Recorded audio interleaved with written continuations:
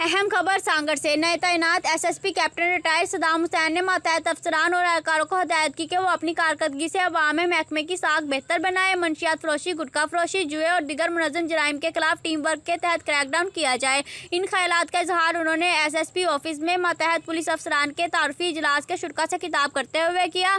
उन्होंने DSPs SHOs को हदायत की कि गैर रजिस्टर्ड गाड़ियों, गैर कानूनी फैंसी नंबर प्लेटों, काले शीशों, ब्लू लाइट के खिलाफ एक्शन लिया जाए। बिला तातुल स्नेप चेकिंग की जाए। रीडर ने जिले में अमन अमान के हवाले से ब्रीफिंग दी। इजलास में जिला के तमाम DSPs SHOs इंचार्ज CIA और दीगर अमले ने शिरकत की। हमायती न्यूज़ से मोहम्मद वकार भट्टी की रिपोर्ट। मजीद खबरों के लिए देखते रहें हमायती न्यूज़ HD।